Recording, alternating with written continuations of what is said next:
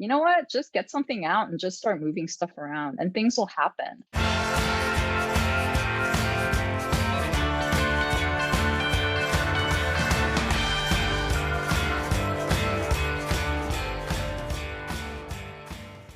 Hey, everybody, and welcome back to the Art Dimensions podcast, Beyond the Palette.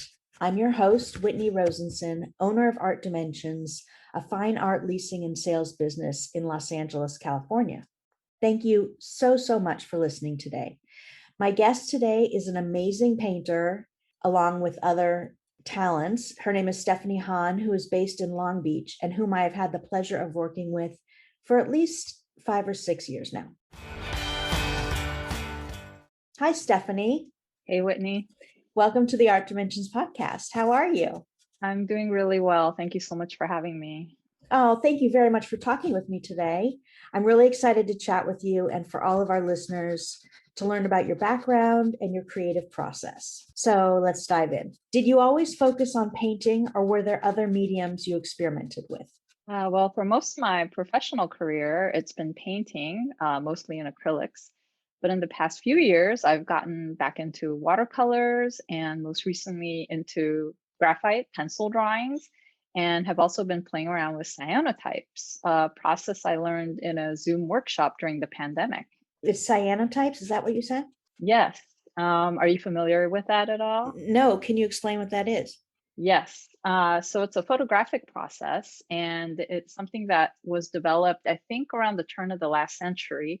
So you treat a substrate, usually paper, but you can do fabric, any kind of absorbent surface, with this chemicals, two different chemicals that you mix equally, and then you brush it onto the substrate. And then once it dries, you take it out into the sun, UV source, lay things on top of it. The areas that are exposed, once you wash the chemicals off, turns into a very distinctive blue color, hence the name cyanotype. So it's it's a really fun and beautiful process. Something that I became acquainted with pretty recently as well. And a local artist was offering a workshop, and I decided to check it out. And it's a lot of fun. And I think I've been really pleased with the things that have been coming out of it. So I'll have to send you some images. I don't think you've seen any of my cyanotypes, and they're not really on my website right now. Yeah, I would love to see those, and I can post those on my website so the listeners can see those too, if that's cool with you. Yeah, sure. You work in Long Beach. You have your art studio in Long Beach, and you recently opened up a space called Studio 115 for exhibitions. That's your studio space, but now you're using it as an exhibition space. Can you tell us a bit about that? I'd been thinking about using a part of my studio space as an exhibition space for a while, but when I first started at the studio, I was sharing it with two, sometimes three people. So of course, that wasn't feasible. But then I'd been on my own for the past couple of years, and so that idea just, became more possible. I was talking with a local artist who was looking for a space to show her work, but she was kind of having a hard time. And I said, well, I have this wall. If you want to show there, I'll open it up to you. Why don't you come by and take a look at it? So she came by and she was like, yeah, I think this would totally work, because it is just a wall. It's a big wall, but it is a wall. But with all the do-it-yourself art spaces that artists have worked with and created, I was thinking this isn't bad. The one downside is getting into it is a little inconvenient because it doesn't have like street access. I have to come out and get you, kind of a thing. So that was also kind of a deterrent to me thinking that it could be like a viable space. But during the pandemic, there were so many by appointment viewings only that I think people kind of got more used to that. And so I was thinking, well, why not? With the dearth of exhibition spaces everywhere, not just in Long Beach, I don't think there can be enough spaces. And if, artists run spaces, all the better. And so, we have some planned exhibitions into early next year. So it's very exciting. And I'm really happy to be able to provide a space like that. Oh, that's so exciting, though. Congratulations. Thank you. That's really great. Are you planning like a show every quarter or a show every month? Right now, it's about every other month, the way it's working out. because, also, I don't want to become a gallerist, as a full-time job. This is just, like a side thing. I want to spend more time working on my art. And you having, oh, wait, being a gallerist and having had your own gallery spaces and all that, I mean, you know how much work it is. I don't want to stress myself out. I want this to be like a positive experience for everyone. So, including myself. Yeah, it's an exciting venture. That's so cool. For the listeners who don't know who you are, can you give us a brief snapshot of your journey to where you are today? Yes. So I was actually born in South Korea back in 1971, and I came to the States in 1978 as a 7-year-old. I'm not, a native person, but I am a citizen now. And as an immigrant, that really shapes, one's experience. And so my parents, as immigrants working hard, just trying to get everything set up, like art and going to see art and that kind of stuff was just not a reality in my upbringing. So, I've listened to all the podcasts, all your podcasts, and I am so jealous of the artists who had like artistic parents who were exposed to so many, wonderful works of art from an early age.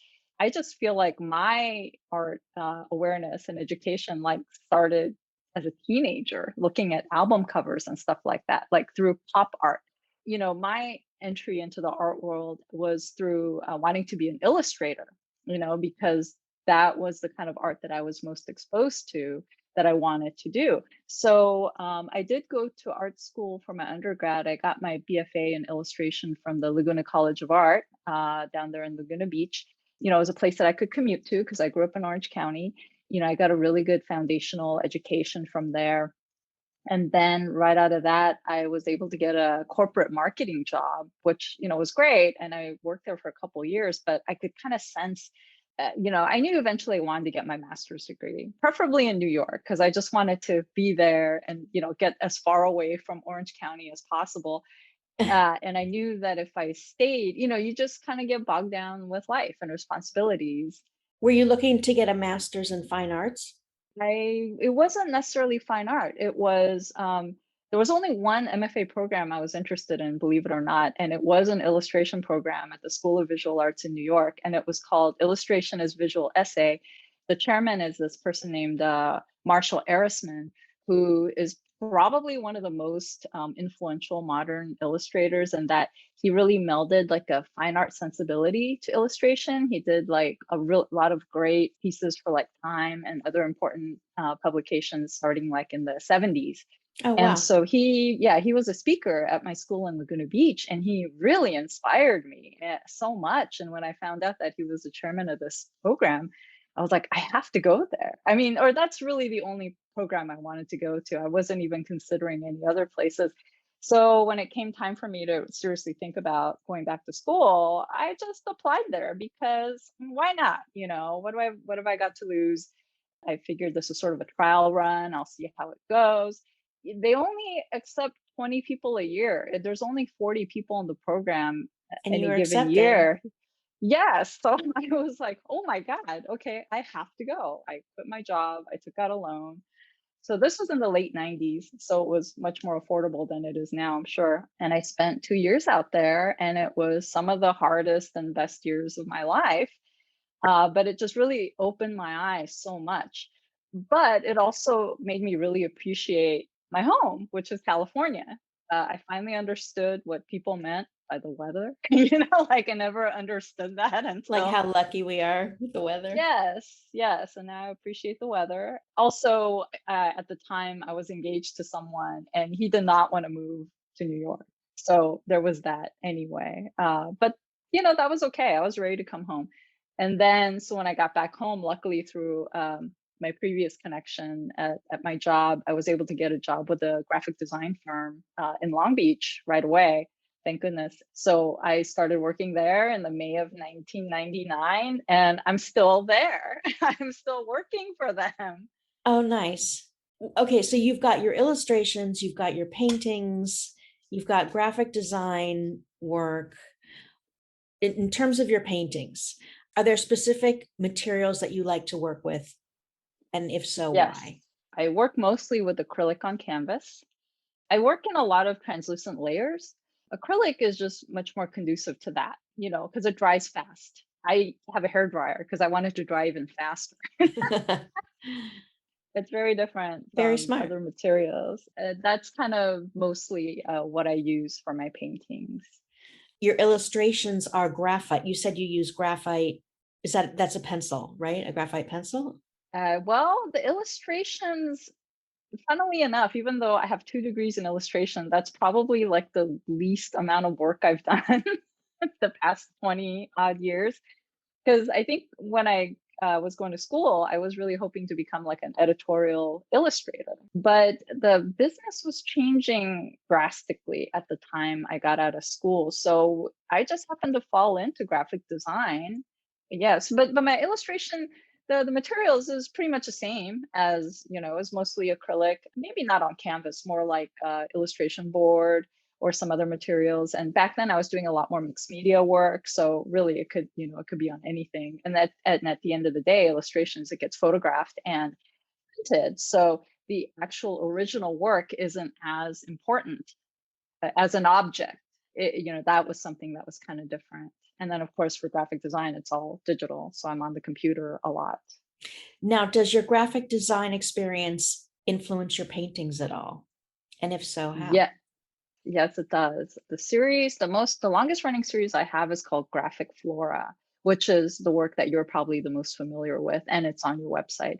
My concern with like composition, the colors, I think are all influenced by my work as a graphic designer, because we're all always concerned about the balance of the elements on a page or a surface. So I think it did really influence how I approached painting that series.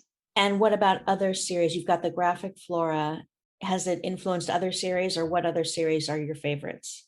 I think that's probably what's influenced the most, but funnily enough, it's gone the other way as well. So I have another, like an abstract expressionist series called Interstices, which I started in like 2010 during like a particularly tumultuous time in my personal life. I was at a point where I'm like, I just want to do something completely different, something really that I never even thought I would want to do. Because, there are a lot of artists that influences me that I love. And I was really influenced by Franz Klein's abstract works, the really bold black shapes, kind of monochromatic style. And I wanted to do something like that, like really bold and ballsy and kind of masculine, right? That's a lot of the abstract expressionist kind of thing. Compared to the graphic flora, it is masculine. I agree. Yeah, there's like a lot of like kinetic movement. It's not as like composed and serene and calm. That I think graphic flora is. It's just more, like messy and like more emotional, I guess. In general, how large do you go? The largest canvas I've painted since interstices go is 36 by 48. But recently I did work on a 48 by 60 canvas for a graphic flora piece. That might be the max. It gets a little unwieldy for me.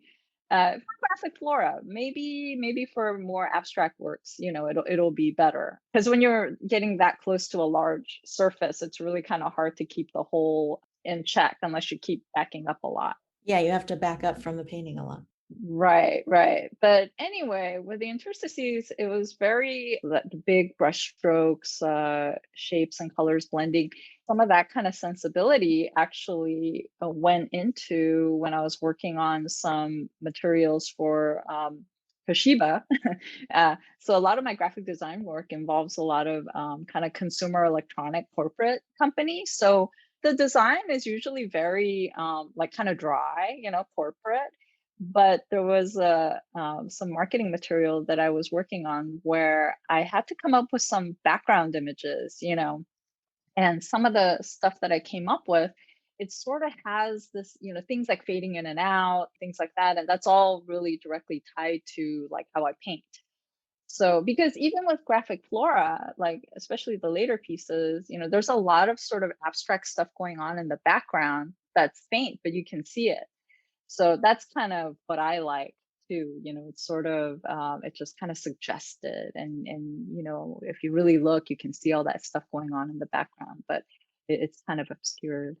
Can you mention your website? Because we've talked about a couple series that you work on. I want people to know where they can find these. So your website is Yes, it's stephaniehanart.com. okay. So StephanieHanart.com. Yes, that is correct. Okay. And of course, you can see some of Stephanie's wonderful paintings on my website, which is artdimensionsonline.com. So, who are some of your greatest influences? As a kid that grew up in the 80s, and the first album that I bought was Rio by Duran Duran. Patrick Nagel's work was huge for me when I was a teenager, as I'm sure it was for a lot of 80s kids. My stepsister. Yeah. Oh my gosh. And then in art history class, you learn like, oh, hey, guess what that came out of? Like if you think of those like poster art and influenced by like the fin de siècle French posters by Mucha and Lautrec and those people who in turn were influenced by Japanese art that was being exposed to Western countries. So it kind of goes way, way back. And also, when I was growing up in Korea, they have a big comic book culture, like the Japanese. They call it manga in Japan, but in Korea they call it manhwa, and it's the same kind of thing. They're all like black and white, monochromatic, very line based. That is how I, work mostly. How do you pronounce it? I know it's manga in Japanese, but in Korean, Uh-huh. it's It's manhwa. Yeah, and then like in school, I had several really influential instructors. In undergrad, I had someone named Greg Spolenka, who was an illustration instructor who really encouraged thinking, not necessarily the doing. He's like, your artistic style is what it is, but the way you think about the problem of conveying this idea. So that was really important. And also there was another person named Chris Gwaltney, whose mixed media class was really kind of life changing for me. And then of course Marshall Arisman in New York, who also, and that program's really not about technique at all. It's like they assume that by the time you get there, you already have your preferred method of working processes. It's there, but it's more about how you think about the art and what you want to say with your art, because by then you've moved on beyond technique. I understand. Do you ever get painter's block? And if so, how do you deal with it?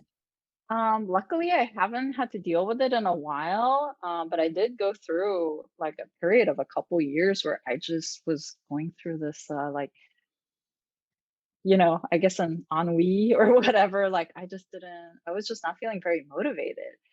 And that after that period, I actually started, there was a change of scenery. I had a home studio for many years, and I'm like, I need to get out. I need to meet people. For a while, I was just kind of like isolating myself. I was not getting out and seeing shows and like meeting other artists or people. But then I decided to just get this studio space, not the current one. I had one in downtown Long Beach before that one, which was basically this large area behind this retail store on Pine, the main drag, where it's basically these giant cubicles, So I was in like a cubicle. Every artist had their little space, and it was very cheap. So it was like a really nice, entree into getting a space outside the home. So it was like very low risk. So that really helped out a lot because I was around other artists again. Because the last time that happened, I was in school, and it had been like almost 20 years. So it was like a, nice change of pace, kind of seeing other things, getting more inspiration. And then after that, I got my current space, which allowed for me to move more of my stuff in there. And then also I got out more. I just started seeing more work and just meeting people. But as far as like actual painter's block, you know what? Just get something out and just start moving stuff around and things will happen. There's a quote by Chuck Close, the painter, which kind of reinforces this idea. He says, inspiration is for amateurs. The rest of us just show up and get the work done. If you wait around for the clouds to part and a bolt of lightning to strike you in the brain, you're not going to make an awful lot of work. Actually, in graphic design, look, there's a deadline. You have to come up with something. You don't have to come up with the best thing, but you have to come up with something, which means like I'm starting to move pixels around. I'm just pursuing all kinds of ideas. I think the same can be applied to fine art or illustration, any kind of creative endeavor. You have to get something started unless you're one of those rare people where just ideas just come into your brain, like fully formed. That usually never happens. So grab that canvas and grab the paintbrush and just Just start start making painting. And something. yeah. Yep. What does a typical day look like for you? Because I know you're working in graphic design, but you also paint. You've got your studio. So what does a typical day look like? So now that I work part time at my graphic design gig, on the days that I'm on like a straight 8 hour day. I'm in front of the computer, like communicating, via email and doing all that. On my studio days, which is what I call them, I don't have to start quite so early, which is nice. And then I get into my studio, spend some time drinking my coffee and just kind of thinking about what I want to do that day. And the time I spend is like whatever I think it takes to get to a certain point that I want it to with that day.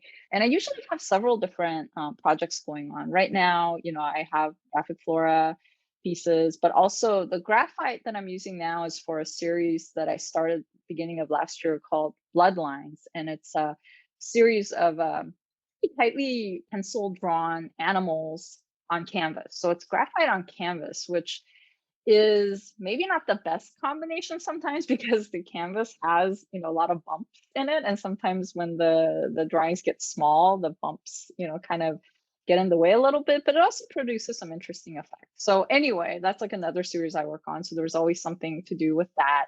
And then now there's stuff I got to do for the studio space. I have to clean it more now because more people are coming through, and That's creating good. some pieces for that. Yeah, so there's never a shortage of things to do.